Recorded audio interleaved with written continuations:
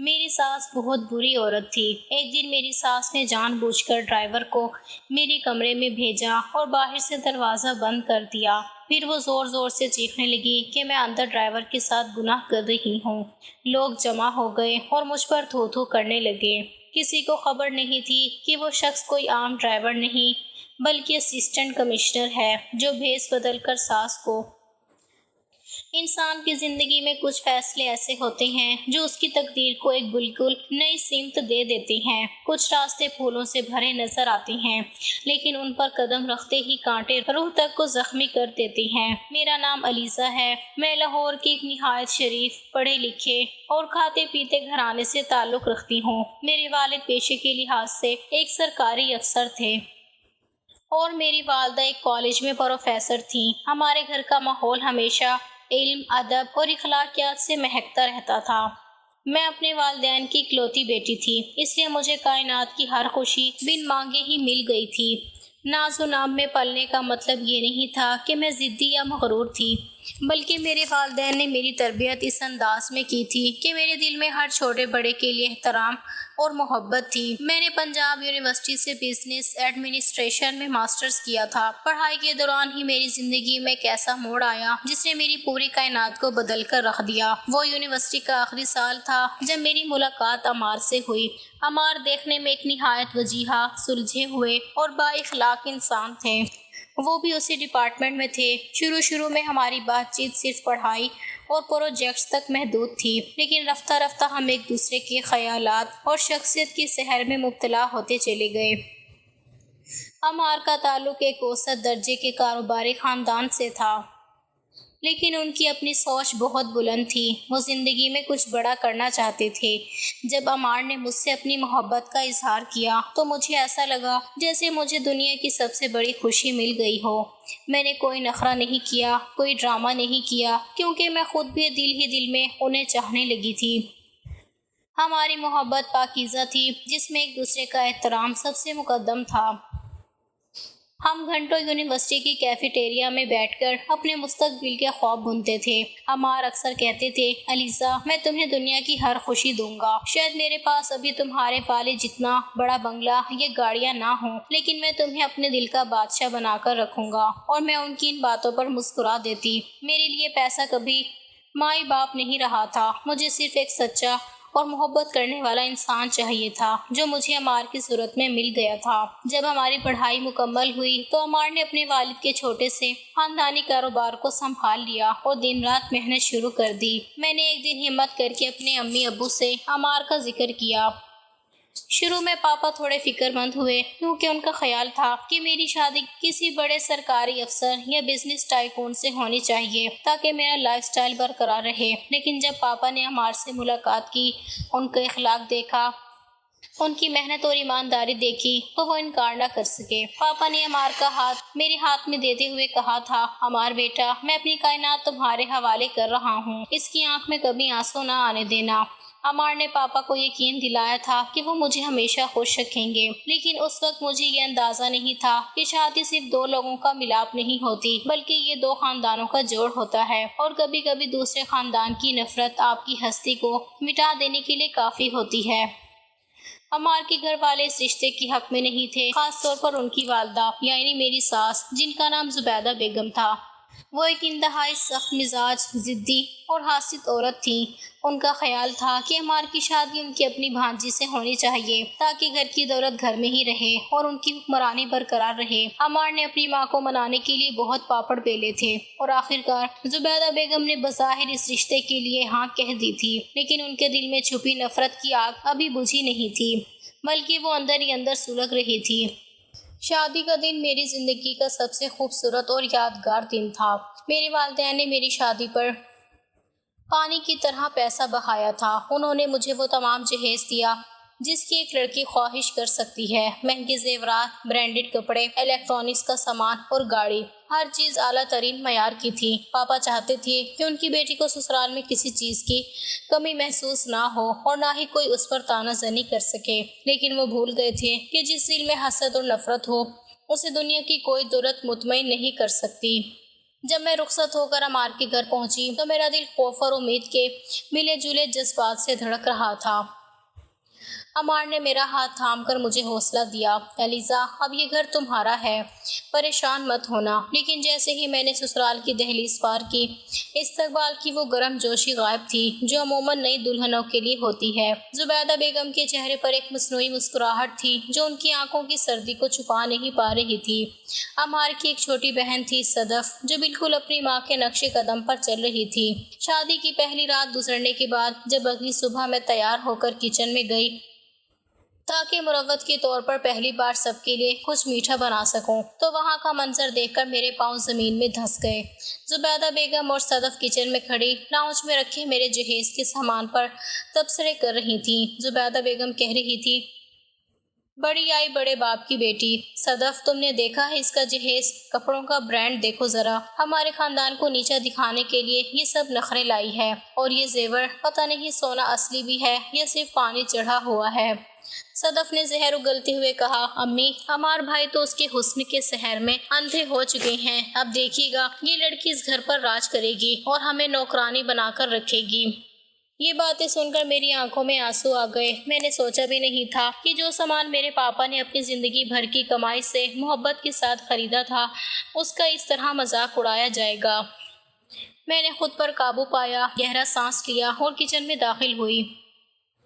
مجھے دیکھ کر دونوں یکدم خاموش ہو گئیں اور زبیدہ بیگم کے چہرے پر دوبارہ وہی مکارانہ مسکراہٹ سج گئی۔ ارے علیزہ بیٹی، تم اتنی جلدی اٹھ گئیں؟ ابھی تو تمہیں آرام کرنا چاہیے تھا، ساس نے بناوٹی پیار سے کہا۔ میں نے دھیمی آواز میں جواب دیا، جی امی جی، مجھے جلدی اٹھنے کی عادت ہے۔ میں سوچ رہی تھی کہ آج سب کے لیے ناشتہ میں بنا لوں۔ زبیدہ بیگم نے طنزی انداز میں صدف کی طرف دیکھا اور بولی، ہاں بھائی، کیوں نہیں؟ امیر باپ کی بیٹی ہے، پتہ نہیں کچن کا کام آتا بھی ہے یا صرف پاپا کے پیسے پر عیش کی ہے۔ چلو آج تمہارا امتحان ہی صحیح۔ ان کا یہ پہلا جملہ ہی میرے دل کو چیر گیا، لیکن میں نے خاموشی اختیار کی کیونکہ میں عمار کے گھر کو اپنا گھر بنانا چاہتی تھی، اور پاپا نے مجھے سکھایا تھا کہ رشتوں کو بچانے کے لیے کبھی کبھی جھکنا پڑتا ہے۔ میں نے ناشتہ تیار کیا۔ عمار اور ان کے والد نے ناشتے کی بہت تعریف کی۔ میرے سسر ایک بہت ہی شریف اور درویش صفت انسان تھے۔ وہ سارا دن اپنے کمرے میں تسبیح پڑھتے رہتے یا اخبار دیکھتے۔ انہوں نے ہمیشہ مجھ سے شفقت کا برتاؤ کیا، لیکن گھر میں چلتی صرف زبیدہ بیگم کی تھی، اس لیے وہ بھی ان کے سامنے بے بس تھے۔ ناشتے کی میز پر عمار نے جب میری تعریف کی تو زبیدہ بیگم کا چہرہ دیکھنے لائق تھا۔ انہوں نے چائے کا کپ زور سے میز پر رکھتے ہوئے کہا، عمار، اب بیوی کی تعریفوں کے پل باندھنا بند کرو اور کام پر جاؤ۔ شادی ہو گئی، اب ہوش کے ناخن لو اور بزنس پر دھیان دو۔ عمار نے مسکرا کر میری طرف دیکھا اور افسوس کا اظہار کرتے ہوئے کام پر چلے گئے۔ عمار کے جاتے ہی گھر کا ماحول یکسر بدل گیا۔ وقت گزرنے کے ساتھ ساتھ زبیدہ بیگم کی نفرت کھل کر سامنے آنے لگی۔ وہ مجھے نیچا دکھانے کا کوئی موقع ہاتھ سے جانے نہیں دیتی تھیں۔ گھر میں 2 ملازمائیں تھیں جو صفائی ستھرائی اور برتن دھونے کا کام کرتی تھیں، لیکن میری ساس نے میری شادی کے 1 ہفتے بعد ہی ان دونوں کو نوکری سے نکال دیا۔ جب میں نے وجہ پوچھی تو انہوں نے صفائی سے کہا، ہمارے گھر میں اب ایک تندرست و توانا دلہن آ گئی ہے، تو ہم باہر کے لوگوں کو پیسے کیوں برباد کریں؟ علیزہ بیٹی، اب اس گھر کی صفائی اور کھانا پینا تمہاری ذمہ داری ہے۔ مجھے کام کرنے سے کوئی اعتراض نہیں تھا، لیکن کام کروانے کا جو طریقہ انہوں نے اپنایا وہ کسی ذہنی تشدد سے کم نہیں تھا۔ میں صبح 5 بجے اٹھتی، پورے گھر کی صفائی کرتی، ناشتہ بناتی، پھر دوپہر کے کھانے کی تیاری کرتی۔ زبیدہ بیگم اور صدف آرام سے 12 بجے سو کر اٹھتی اور اٹھتے ہی پاؤں پھیل کر لاؤنج میں بیٹھ جاتی۔ اگر گھر کے کسی کونے میں ذرا سی دھول بھی نظر آ جاتی تو زبیدہ بیگم پورے محلے کو سر پر اٹھا لیتی۔ علیزہ، یہ کیا صفائی کی ہے تم نے؟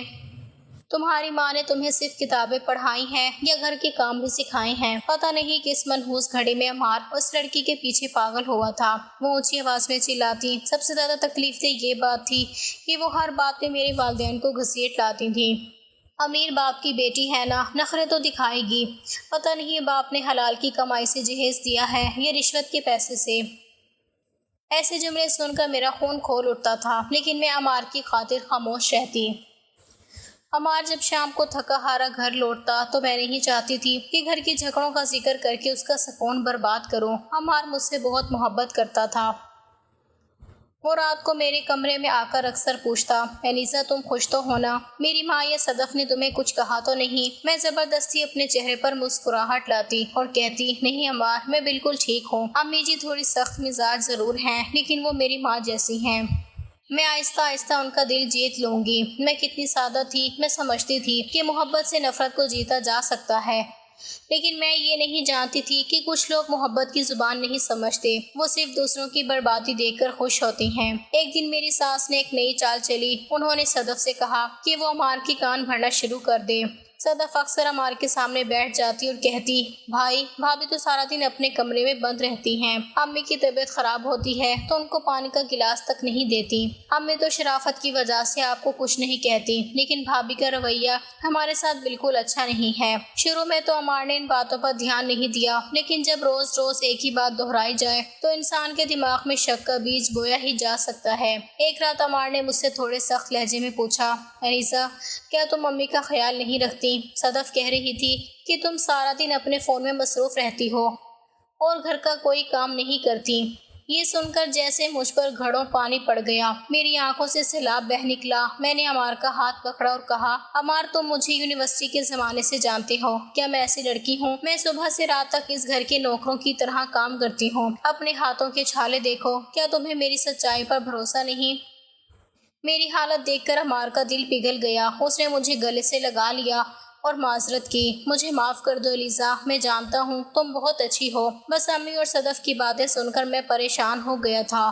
جب زبیدہ بیگم نے دیکھا کہ عمار اور میرے درمیان دوریاں پیدا کرنے کی ان کی یہ کوشش بھی ناکام ہو گئی ہے اور ہماری محبت دن بدن مضبوط ہو رہی ہے، تو ان کا حسد جنون کی حد تک پہنچ گیا۔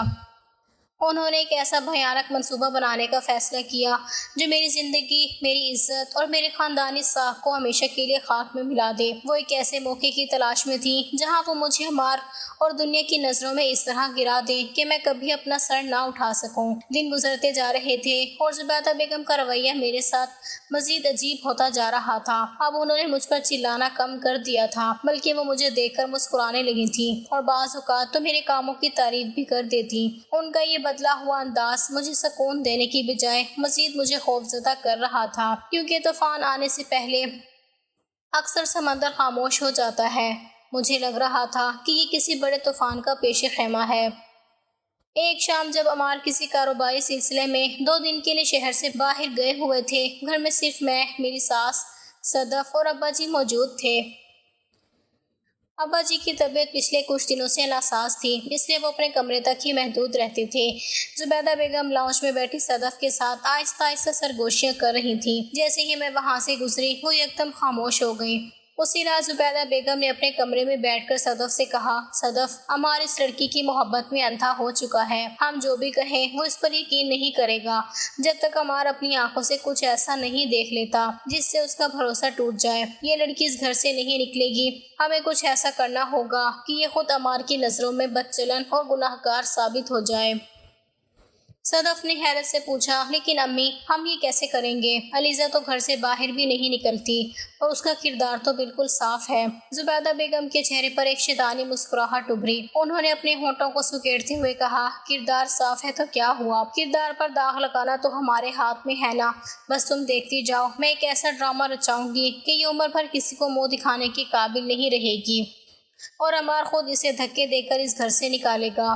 ان کا منصوبہ یہ تھا کہ گھر میں ایک ایسا مرد لایا جائے جس کا تعلق نچلے طبقے سے ہو، اور پھر مجھے اس کے ساتھ ایک کمرے میں بند کر کے پورے محلے اور عمار کے سامنے تماشا بنایا جائے۔ اس بھیانک سازش کے لیے انہیں ایک ایسے شخص کی ضرورت تھی جو پیسے کے لیے کچھ بھی کرنے کو تیار ہو جائے یا جسے وہ آسانی سے مہرا بنا سکے۔ اگلے ہی دن زبیدہ بیگم نے گھر میں ایک نئی ضرورت کا ڈرامہ شروع کر دیا۔ صبح ناشتے کے وقت انہوں نے ابا جی اور مجھ سے کہا، ہمارے پاس جو پرانی گاڑی کھڑی ہے اسے چلانے کے لیے اور گھر کی سودا صرف لانے کے لیے ہمیں ایک مستقل ڈرائیور کی ضرورت ہے۔ عمار تو اپنی گاڑی پر جاتا ہے، لیکن مجھے اور صدف کو اکثر بازار جانا پڑتا ہے اور الیزا کو بھی کبھی ضرورت پڑ سکتی ہے۔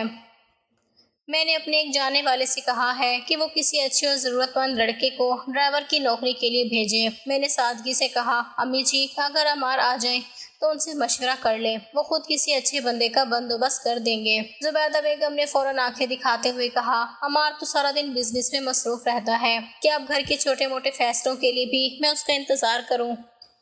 میں اس گھر کی بڑی ہوں، مجھے پتا ہے کیا کرنا ہے۔ آج دوپہر کو وہ لڑکا آ رہا ہے، میں خود اس کا انٹرویو لوں گی۔ میں خاموش ہو گئی کیونکہ میں مزید کسی بحث کا حصہ نہیں بننا چاہتی تھی، لیکن میرے دل میں ایک عجیب سی بے چینی کروٹیں لے رہی تھی۔ مجھے پتا نہیں تھا کہ جس ڈرائیور کو گھر میں رکھنے کی بات ہو رہی ہے وہ کوئی عام انسان نہیں ہے، بلکہ وہ میری زندگی کا سب سے بڑا طوفان بننے والا ہے۔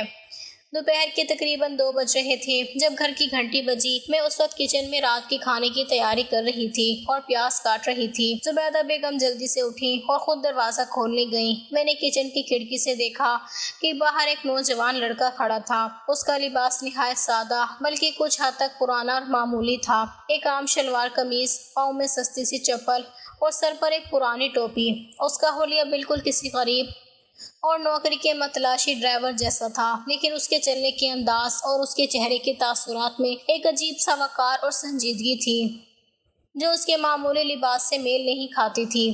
وہ لڑکا جیسے ہی لاؤنج میں داخل ہوا، زبیدہ بیگم نے اسے صوفے پر بیٹھنے کا اشارہ کیا۔ میں چائے کے مگ دھونے کے بہانے کچن کے دروازے کے پاس آ کر کھڑی ہو گئی تاکہ دیکھ سکوں کہ وہ کون ہے۔ زبیدہ بیگم نے اس سے پوچھا، ہاں بھائی، کیا نام ہے تمہارا اور کیا تم گاڑی چلانا جانتے ہو؟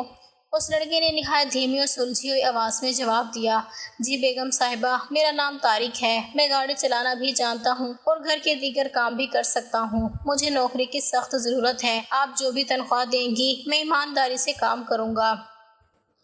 طارق کی آواز میں ایک عجیب سی پختگی تھی جو عموماً ان پڑھ یا عام ملازموں کی نہیں ہوتی۔ زبیدہ بیگم نے اس کے حلیے کا بغور جائزہ لیا اور اپنے دل میں سوچا کہ یہ لڑکا ان کے منصوبوں کے لیے بالکل موزوں ہے۔ وہ غریب دکھتا تھا اور اس کا کوئی بڑا سہارا بھی نظر نہیں آ رہا تھا۔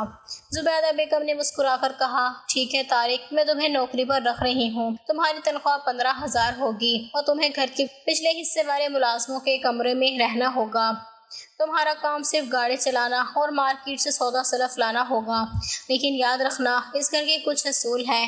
تمہیں صرف اپنے کام سے کام رکھنا ہوگا اور جب بلایا جائے تبھی اندر آنا ہوگا۔ طارق نے سر جھکا کر کہا، جی بیگم صاحبہ، آپ کو شکایت کا کوئی موقع نہیں ملے گا۔ اسی وقت زبیدہ بیگم نے اونچی آواز میں مجھے آواز دی، علیزہ ذرا کچن سے باہر آؤ۔ میں نے دوپٹہ درست کیا اور لاؤنج میں آئی۔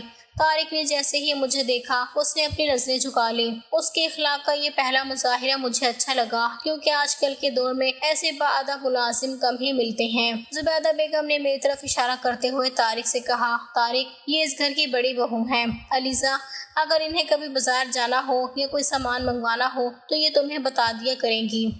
طارق نے سر ہلایا، جی جی بالکل۔ پھر زبیدہ بیگم نے مجھ سے کہا، علیزہ طارق کو کچن سے کچھ کھانا اور پانی دے دو، یہ دور سے آیا ہے اور تھکا ہوا لگ رہا ہے۔ اس کے بعد اسے باہر کا کمرہ دکھا دو۔ میں نے جی اچھا کہا اور کچن میں چلی گئی۔ میں نے ایک پلیٹ میں سالن اور روٹی رکھی اور پانی کا گلاس لے کر طارق کو دیا۔ طارق نے کھانا لیتے ہوئے نہایت ادب سے کہا، شکریہ باجی۔ اس کا مجھے باجی کہنا میرے دل کو ایک اطمینان دے گیا کہ یہ خاندانی اور شریف لڑکا ہے۔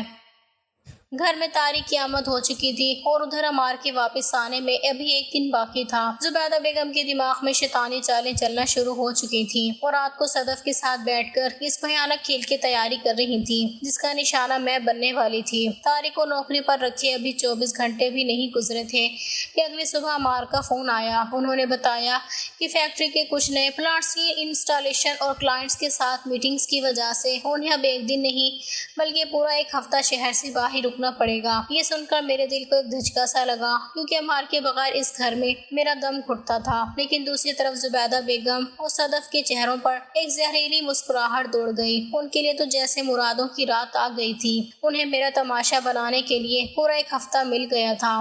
عمار سے فون پر بات کرتے ہوئے میں نے کہا، عمار آپ اپنا خیال رکھیے گا اور روز مجھ سے بات کریے گا، مجھے آپ کے بغیر یہاں بہت ڈر لگتا ہے۔ عمار نے مجھے تسلی دی اور فون بند کر دیا۔ میں ابھی لاؤنج پہ صوفے پر بیٹھی گہرا سانس لے ہی رہی تھی کہ صدف ہاتھ میں جوس کا گلاس لیے میرے پاس آئی۔ اس کے چہرے پر ایک مصنوعی ہمدردی تھی۔ ارے الیزا بھابھی، آپ عمار بھائی کے جانے سے اتنی اداس کیوں ہو رہی ہیں؟ لائیں یہ تازہ جوس پئیں، آپ کا موڈ اچھا ہو جائے گا، صدف نے پیار جتاتے ہوئے کہا۔ میرا موبائل فون صوفے کی سائڈ ٹیبل پر رکھا ہوا تھا۔ صدف نے جیسے ہی جوس کا گلاس میری طرف بڑھایا، اس نے جان بوجھ کر اپنا ہاتھ اس طرح چٹکا کہ پورا گلاس میرے قیمتی موبائل فون کے اوپر الٹ گیا۔ اوہ خدایا، یہ کیا ہو گیا؟ بھابھی مجھے معاف کر دیں، میرا پاؤں پھسل گیا تھا۔ صدف نے فوراً ڈرامہ شروع کر دیا اور زبردستی ٹیشو پیپر اٹھا کر فون کو صاف کرنے لگی، لیکن جوس کا چپچپا پانی فون کے اسپیکر اور چارجنگ پورٹ کے اندر تک جا چکا تھا۔ میں نے جلدی سے فون اٹھا کر اسے آن کرنے کی کوشش کی، لیکن اس کی اسکرین ایک بار جھپکی اور ہمیشہ کے لیے کالی ہو گئی۔ میرا فون پوری طرح ڈیڈ ہو چکا تھا۔ میرے پاپا نے یہ فون مجھے میری آخری سالگرہ پر گفٹ کیا تھا اور اس میں عمار کے ساتھ میری تمام یادیں اور نمبرز موجود تھے۔ میری آنکھوں میں آنسو آ گئے۔ صدف، یہ تم نے کیا کیا؟ تمہیں دیکھ کر کام کرنا چاہیے تھا نا۔ اب میں عمار سے کیسے بات کروں گی؟ میرے پاس تو ان کا نیا کاروباری نمبر بھی محفوظ نہیں تھا۔ اسی وقت زبیدہ بیگم اپنے کمرے سے نکلی اور اونچی آواز میں بولی، ارے کیا طوفان کھڑا کر دیا ہے الیزا تم نے؟ ایک معمولی فون ہی تو گرا ہے، میری بیٹی سے غلطی ہو گئی تو کیا تم اسے جان سے مار دو گی؟ امیر باپ کی بیٹی ہونا، اس لیے ہر وقت پیسے کا روب دکھاتی ہو۔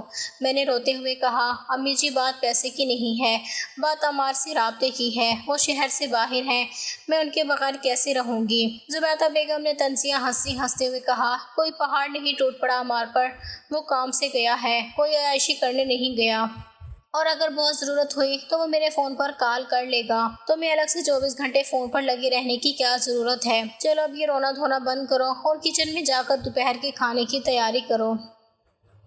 میں دل محسوس کر رہ گئی، لیکن مجھے یہ خبر نہیں تھی کہ یہ کوئی حادثہ نہیں بلکہ ایک سوچی سمجھی سازش تھی۔ صدف نے جان بوجھ کر میرا فون خراب کیا تھا تاکہ میں عمار کو سسرال میں ہونے والے کسی بھی واقعے کی رپورٹ نہ دے سکوں اور نہ ہی اپنے والدین کو بلا سکوں۔ انہوں نے مجھے اس گھر میں ایک قیدی بنا دیا تھا جس کا بیرونی دنیا سے کوئی رابطہ نہیں تھا۔ فون ٹوٹنے کے اگلے دن سے زبیدہ بیگم کا ایک نیا روپ سامنے آیا۔ وہ جو پچھلے کئی ماہ سے مجھے گھر کی چار دیواریں سے باہر نکلنے کی اجازت نہیں دیتی تھی، اب وہ بات بات پر مجھے طارق کے ساتھ بازار بھیجنے لگی۔ صبح کے وقت زبیدہ بیگم نے کچن میں آ کر کہا، الیزا گھر کا راشن ختم ہو رہا ہے اور مجھے صدف کے لیے کچھ کپڑے بھی خریدنے ہیں۔ جاؤ، طارق باہر گاڑی صاف کر رہا ہے، اس کے ساتھ مارکیٹ جاؤ اور سارا سامان لے کر آؤ۔ میں نے ہچکچاتے ہوئے کہا، امی جی آپ یا صدف طارق کے ساتھ چلی جائیں، میں گھر کے کام کر لیتی ہوں۔ میرا کسی غیر مرد کے ساتھ اس طرح اکیلے بازار جانا مجھے اچھا نہیں لگتا۔ زبیدہ بیگم نے فوراً اپنے تیور بدلے۔ اچھا، تو اب تم ساس کے حکم کے آگے زبان چلاؤ گی؟ صدف کی طبیعت ٹھیک نہیں ہے اور میرے گھٹنوں میں درد ہے، اب کہ اس عمر میں میں بازار کے دھکے کھاؤں گی؟ طارق اس گھر کا نوکر ہے، کوئی غیر مرد نہیں ہے، وہ گاڑی چلائے گا، تم پیچھے بیٹھنا، اس میں اتنے نخرے دکھانے کی کیا ضرورت ہے؟ چلو جلدی کرو، وقت پر بات مت کرو۔ ساس کے اصرار پر مجھے مجبوراً تیار ہونا پڑا۔ میں نے اپنا بڑا عبایا پہنا، چادر سے اچھی طرح پردہ کیا اور باہر آئی۔ طارق گاڑی کا دروازہ کھولے انتہائی ادب سے کھڑا تھا۔ جی باجی کہاں چلنا ہے؟ طارق نے نظریں جھکا کر پوچھا۔ میں نے دھیمی آواز میں کہا، طارق ہول سیل مارکیٹ چلو، وہاں سے گھر کا راشن لینا ہے۔ پورا راستہ میں گاڑی کی پچھلی سیٹ پر خاموش بیٹھی رہی۔ میں نے شیشے سے طارق کا جائزہ لیا، وہ بہت خاموشی اور مہارت سے گاڑی چلا رہا تھا، اس کی نظریں صرف سڑک پر تھیں۔ بازار پہنچ کر جب میں سامان خرید رہی تھی تو طارق ایک سائے کی طرح میرے پیچھے رہا۔ وہ بھاری تھیلے خود اٹھا رہا تھا اور دکانداروں سے حساب کتاب بھی بڑے سلیقے سے کر رہا تھا۔ ایک موقع پر جب ایک دکاندار نے مجھ سے بدتمیزی کرنے کی کوشش کی تو طارق نے جس سخت لہجے میں اسے ٹوکا وہ کسی عام ملازم کا انداز نہیں تھا۔ اس کی آنکھوں میں ایک ایسا جلال تھا جسے دیکھ کر دکاندار نے فوراً معافی مانگ لی۔ جب ہم گھر لوٹے تو زبیدہ بیگم لاؤنج کی کھڑکی سے ہمیں یہ دیکھ رہی تھی۔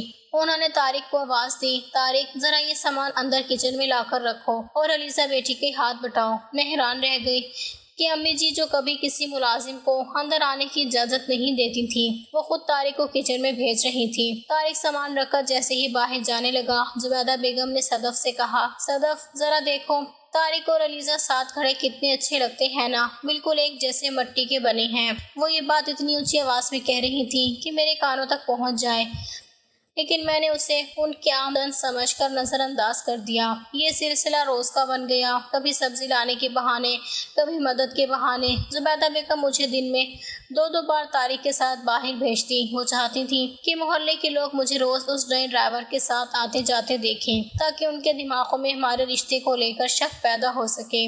وہ محلے کی عورتوں سے دیوار عبور کر کے باتیں کرتی۔ ہائے کیا کرے بہن، عمار تو گھر ہوتا نہیں، اب اس نئی بہو کو روز نئے ڈرائیور کے ساتھ بھیجنا پڑتا ہے۔ پتہ نہیں آج کل کی لڑکیاں کیا چاہتی ہیں، ڈرائیور کے ساتھ گھنٹوں غائب رہتی ہیں۔ وہ محلے میں میری بدنامی کا بیج بو رہی تھیں اور میں اس معصومیت سے بے خبر اپنی عزت بچانے کی جنگ لڑ رہی تھی۔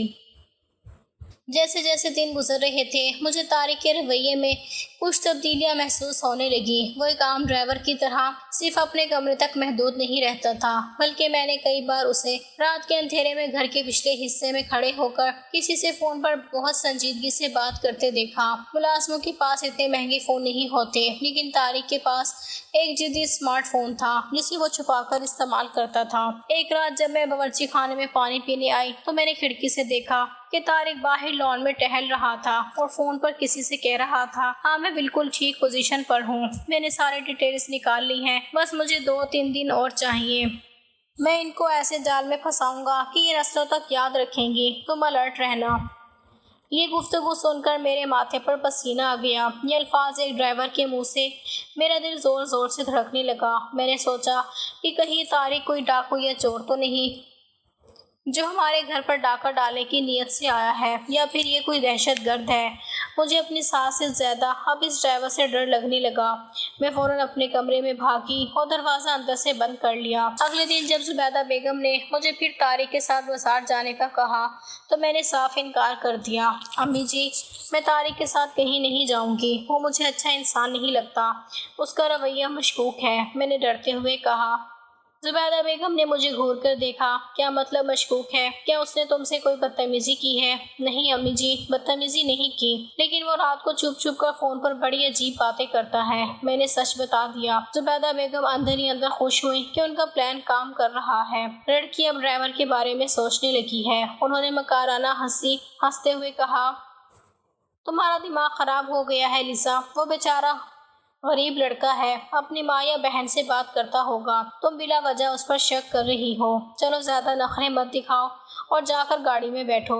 میں مجبور تھی، عمار کا فون بند تھا، پاپا سے بات نہیں ہو سکتی تھی اور ساس کا دباؤ اتنا تھا کہ مجھے دوبارہ طارق کے ساتھ گاڑی میں بیٹھنا پڑا۔ گاڑی میں بیٹھتے ہی میں نے طارق سے سیدھا سوال کر لیا، طارق تم رات کو کس سے بات کر رہے تھے اور تم کون ہو؟ تم کوئی عام ڈرائیور نہیں لگتے۔ طارق نے شیشے میں مجھے دیکھا۔ اس کی آنکھوں میں چوری کا کوئی خوف نہیں تھا، بلکہ ایک گہرا احترام تھا۔ اس نے نرمی سے کہا، باجی آپ بہت شریف اور اچھی خاتون ہیں، میں صرف اتنا کہوں گا کہ آپ مجھ سے مت ڈریں۔ میں اس گھر میں کسی کو نقصان پہنچانے نہیں آیا، بلکہ یہاں جو برائی جڑ پکڑ چکی ہے اسے ختم کرنے آیا ہوں۔ آپ بس صبر کریں، بہت جلد آپ کو سب معلوم ہو جائے گا۔ اس کے ان پراسرار الفاظ نے میرے خوف کو تو کم کر دیا، لیکن میرے تجسس کو بڑھا دیا۔ وہ برائی کسے کہہ رہا تھا؟ کیا وہ میری ساس کے بارے میں بات کر رہا تھا؟ مجھے کچھ سمجھ نہیں آ رہا تھا۔ ایک ہفتے کا وقت پڑ لگا کر گزر گیا اور وہ رات آ گئی۔ اس کے اگلے دن عمار کو واپس لوٹنا تھا۔ پورے ایک ہفتے میں زبیدہ بیگم اور صدف نے محلے میں یہ تاثر قائم کر دیا تھا کہ میرا اور ڈرائیور طارق کا کوئی چکر چل رہا ہے۔ وہ جب بھی مجھے طارق کے ساتھ دیکھتی، تنزیہ مسکراتی اور صدف جان بوجھ کر ہمارے پاس سے گزرتے ہوئے کھانستی۔ اس آخری رات گھر کا ماحول عجیب حد تک پرسکون اور خاموش تھا۔ ابا جی دوائیاں کھا کر جلدی سو چکے تھے۔ میں اپنے کمرے میں بیٹھی عمار کی تصویر دیکھ رہی تھی اور رو رہی تھی۔ عمار کل آپ آ جائیں گے تو میں آپ کو سب بتا دوں گی۔ میں اس گھر میں ایک پل بھی نہیں رہ سکتی۔ آپ کی ماں اور بہن نے میرا جینا حرام کر دیا ہے۔ دوسری طرف زبیدہ بیگم کے کمرے میں روشنی جل رہی تھی اور وہ صدف کے ساتھ اپنے منصوبے کو حتمی شکل دے رہی تھی۔ امی کل صبح عمار بھائی 10 بجے تک پہنچ جائیں گے، ہمیں اپنا کھیل عمار کے آنے سے ٹھیک آدھا گھنٹہ پہلے کھیلنا ہوگا، صدف نے پلاننگ کرتے ہوئے کہا۔ زبیدہ بیگم نے اپنے دانت پیستے ہوئے کہا، ہاں کل صبح 9:30 بجے میں طارق کو کسی بہانے سے عریضہ کے کمرے کے اندر بھیجوں گی۔ جیسے ہی وہ اندر جائے گا تم باہر سے کنڈی لگا دینا اور چابی میرے حوالے کر دینا۔ اس کے بعد میں پورے محلے کو چیخ چیخ کر اکٹھا کروں گی کہ دیکھو میری غیر موجودگی میں یہ امیر باپ کی بیٹی ڈرائیور کے ساتھ کیا گل کھلا رہی ہے۔ جب لوگ جمع ہو جائیں گے اور کھڑکی سے تماشا دیکھیں گے، ٹھیک اسی وقت عمار کی گاڑی گھر کے سامنے آ کر رکے گی۔ وہ اپنی آنکھوں سے اپنی بیوی کی یہ رسوائی دیکھے گا تو اس کا خون کھول اٹھے گا۔ اور وہ اسی وقت اسے طلاق دے کر گھر سے نکال دے گا۔ صدف نے تالیاں بجاتے ہوئے کہا، واہ امی واہ، آپ کو تو کوئی جواب نہیں۔ علیزہ کا غرور مٹی میں مل جائے گا اور عمار بھائی ہمیشہ کے لیے ہمارے تابع ہو جائیں گے۔ وہ دونوں مکار عورتیں اپنی جیت پر ہنس رہی تھیں، لیکن وہ یہ بھول گئی تھیں کہ عرش پر بیٹھا خدا سب دیکھ رہا ہے۔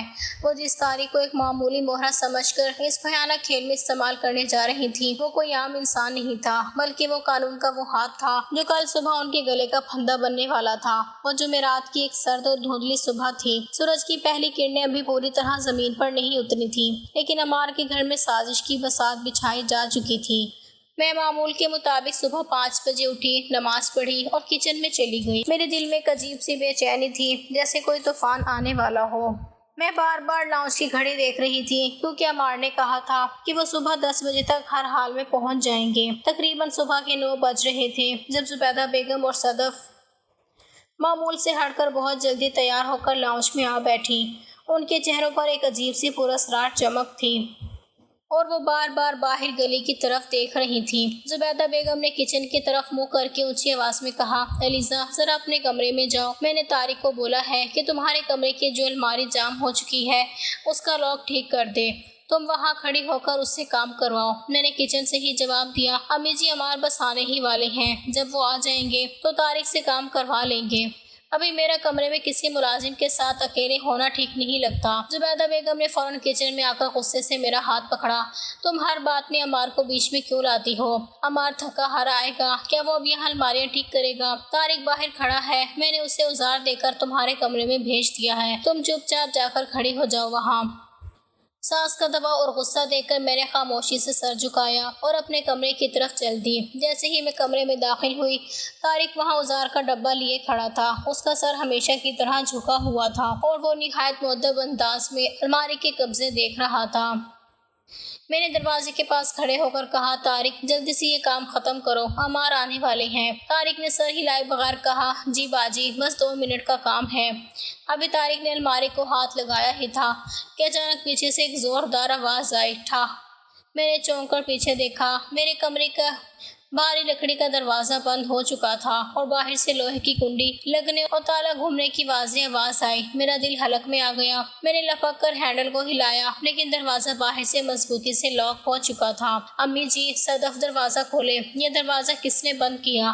امی جی باہر سے تالا کھولے، طارق اندر ہے۔ میں نے پاگلوں کی طرح دروازہ پیٹنا شروع کر دیا، لیکن باہر سے کوئی جواب نہیں آیا۔ دروازہ بند ہونے کے ٹھیک 2 منٹ بعد اچانک پورے گھر میں زبیدہ بیگم کی زوردار چیخیں گونجنے لگیں۔ وہ لاؤنج سے نکل کر گھر کے بیرونی صحن اور گلی کی طرف بھاگی اور اپنے بال نوچتے ہوئے چلانے لگی، ہائے میں لٹ گئی، برباد ہو گئی، میری عزت مٹی میں مل گئی، دیکھو میری بہو نے میرے بیٹے کی پیٹھ میں چھرا گھونپ دیا، کوئی آؤ اور دیکھو، یہ امیر باپ کی بیٹی اندر ڈرائیور کے ساتھ گناہ کر رہی ہے، دروازہ بند کر کے بیٹھی ہے اندر۔ زبیدہ بیگم کی آواز اتنی اونچی تھی کہ دیکھتے ہی دیکھتے محلے کے مرد، عورتیں اور بچے ان کے گھر کے باہر جمع ہو گئے۔ صدف نے جلدی سے گلی کا بڑا دروازہ کھول دیا تاکہ سب لوگ اندر آ سکیں۔ محلے کے لوگ صحن میں جمع ہو گئے اور زبیدہ بیگم نے روتے ہوئے ڈرامہ شروع کر دیا۔ بڑی نیک بنتی تھی، بڑا پردہ کرتی تھی، میرا بیٹا 1 ہفتے سے شہر سے باہر کیا گیا، اس نے اس لوفر ڈرائیور کو اپنے کمرے میں بلا لیا۔ میں نے اپنی آنکھوں سے ان دونوں کو اندر جاتے دیکھا اور باہر سے تالا لگا دیا تاکہ یہ بھاگ نہ سکیں۔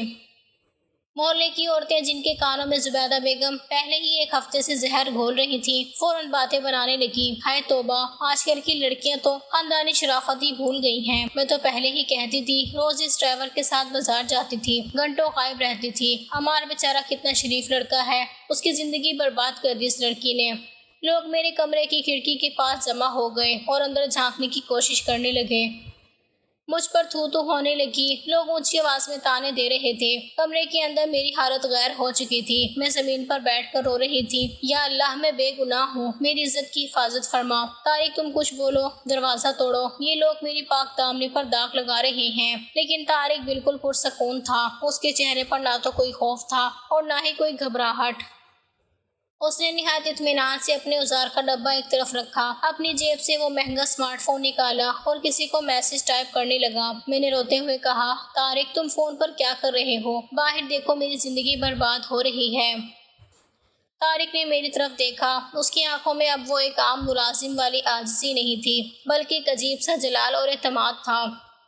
اس نے دھیمی لیکن پرعزم آواز میں کہا، باجی آپ روئیں مت، خدا کے ہاں دیر ہے اندھیر نہیں۔ ان کا تماشا بس چند منٹوں کا ہے، اس کے بعد جو تماشا شروع ہوگا وہ یہ پوری زندگی یاد رکھیں گی۔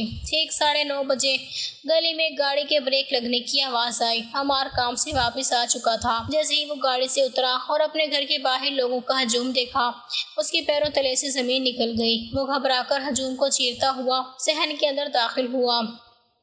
زبیدہ بیگم عمار کو دیکھتے ہی اس کے گلے لگ گئی اور دھاڑے مار مار کر رونے لگی۔ عمار میرے بیٹے، اچھا ہوا تم آ گئے۔ دیکھو اس علیزے کو جس کے عشق میں تم اندھے ہو چکے تھے، یہ تمہاری غیر موجودگی میں اس کالے منہ والے ڈرائیور طارق کے ساتھ کمرے میں بند ہے۔ میں نے دونوں کو رنگے ہاتھوں پکڑا ہے۔ عمار کا چہرہ غصے اور صدمے سے سرخ ہو گیا، اس کی آنکھوں میں خون اتر آیا۔ اس نے زبیدہ بیگم کے ہاتھ سے چابی جھپٹی اور میرے کمرے کی طرف بڑھا۔ محلے کے لوگ بھی تجسس میں اس کے پیچھے پیچھے آئے۔ عمار نے غصے سے تالے میں چابی گھمائی اور زور سے کنڈی کھول کر دروازہ اندر کی طرف دھکیلا۔ جیسے ہی دروازہ کھلا، عمار شیر کی طرح اندر لپکا۔ اس نے غصے سے چلاتے ہوئے کہا، علیزہ یہ کیا بے حیائی ہے؟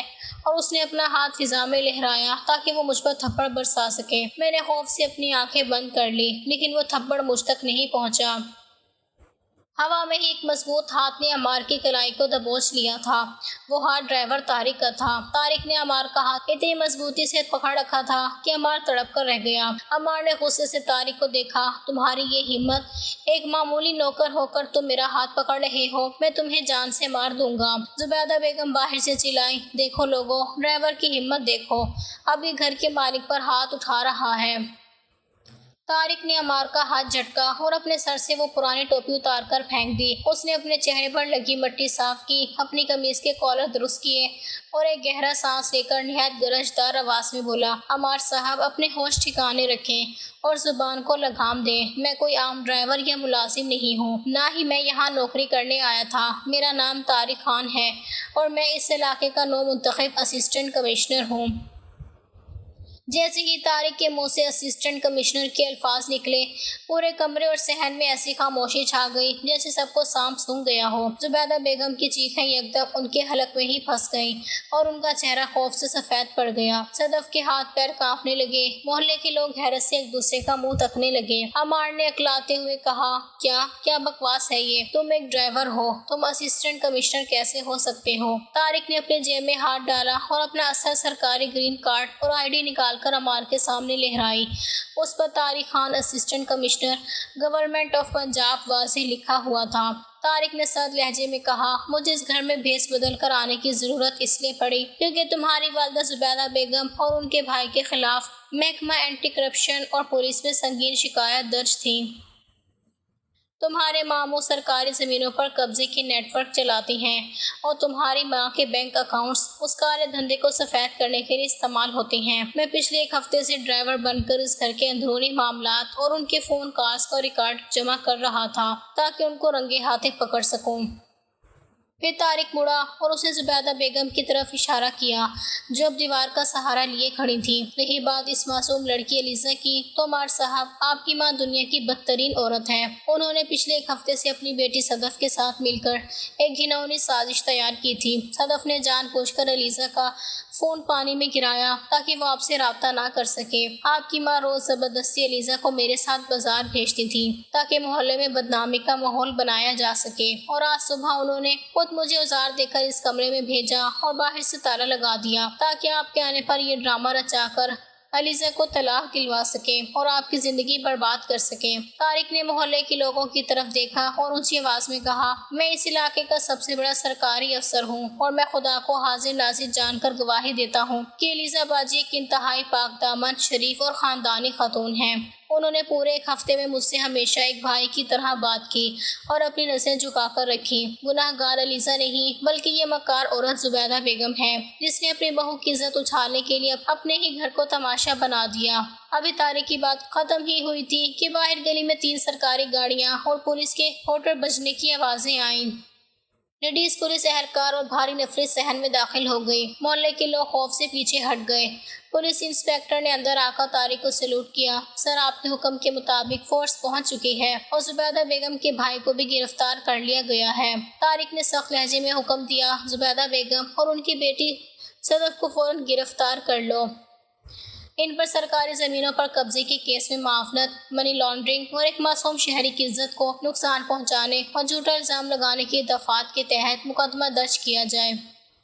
जैसे ही लेडीज़ पुलिस ने जुबैदा बेगम और सदफ की कलाइयों में लोहे की हथकड़ियाँ पहनाई, वो दोनों अमार के पाँव में गिर पड़े। अमार, मेरे बेटे, हमें बचा लो, देखो ये पुलिस हमें ले जा रही है। अलीज़ा बेटी, मुझे माफ़ कर दो, मुझसे बहुत बड़ी गलती हो गई, मैं तुम्हारी माँ जैसी हूँ, मुझे जेल मत भिजवाओ। जुबैदा बेगम अब बुरी तरह रो रही थी, लेकिन उनके इन मकार आंसुओं पर अब किसी को रहम नहीं आ रहा था। मोहल्ले के वो लोग जो चंद मिनट पहले मुझ पर थू कर रहे थे, अब जुबैदा बेगम को कोस रहे थे। लानत है ऐसी सास पर जो अपनी बहू पर ऐसा घटिया इल्जाम लगाए। पुलिस उन दोनों को घसीटते हुए गाड़ी में डालकर ले गई। अमार वही लाउंज के फर्श पर सर पकड़कर बैठ गया। उसकी दुनिया उजड़ चुकी थी। उसकी माँ और बहन की मकारियाँ उसके सामने नंगी हो चुकी थी। वो रोते हुए मेरे पास आया और घुटनों के बल बैठकर मेरा हाथ थाम लिया। अलीज़ा, मुझे माफ़ कर दो, मैं कितना अंधा था कि अपनी माँ की बातों में आकर तुम पर शक करने चला था। मुझे माफ़ कर दो अलीज़ा, मैं तुम्हारा गुनाहगार हूँ। अमार ज़ारों कतार रो रहा था।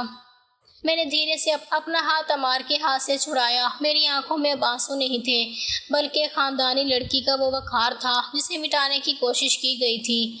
मैंने अमार की तरफ देखा और धीमी लेकिन मजबूत आवाज़ में कहा, अमार, शादी सिर्फ दो जिस्मों का नाम नहीं, भरोसे का नाम है। पिछले कई माह से मैं इस घर में नौकरानियों की तरह काम कर रही थी, तुम्हारी माँ के ताने सह रही थी, लेकिन मैंने तुम्हारी खातिर कभी शिकायत नहीं की। लेकिन आज तुम्हारी माँ ने मेरी उस इज्जत पर हाथ डाला है जो मेरे पापा ने मुझे दी थी। अगर आज तारिक भाई असिस्टेंट कमिश्नर ना होते तो तुम सब मोहल्ले वालों के सामने मुझे तलाक देकर घर से निकाल चुके होते और मैं कहीं मुँह दिखाने के काबिल ना रहती। जिस रिश्ते में भरोसा ही ना हो वो रिश्ता नहीं रहता। मैं अंदर कमरे में गई, अपना बैग उठाया जिसमें पापा के दिए हुए चंद कपड़े थे और बाहर आ गई। तारिक साहब बाहर ही खड़े थे। मैंने उनकी तरफ देखा और कहा, तारिक भाई, आपने आज मेरी ज़िंदगी और मेरी इज्जत बचाई है, खुदा आपको इसका अजर दे। क्या आप मुझे मेरे पापा के घर छोड़ सकते हैं? तारिक ने एहतराम से सर झुकाया। जी पाजी, बिल्कुल, मेरी गाड़ी हाजिर है। मैं अमार और उसके उजड़े हुए घर को पीछे छोड़कर बाहर निकल आई। अमार मुझे पीछे से पुकारता रहा, रोता रहा, लेकिन मैंने मुड़कर नहीं देखा। मैं एक बहुत अच्छी और गैरतमंद खानदान की बेटी थी और मैंने साबित कर दिया कि एक सच्ची और खानदानी लड़की सब कुछ बर्दाश्त कर सकती है, लेकिन अपनी इज्जत पर समझौता कभी नहीं कर सकती। जुबैदा बेगम और सदफ अब जेल की सलाखों के पीछे अपने अंजाम को पहुंच रही थी और मैं अपनी नई जिंदगी की तरफ कदम बढ़ा चुकी थी, जहां मेरी इज्जत और मेरा वकार सबसे मुकद्दम था।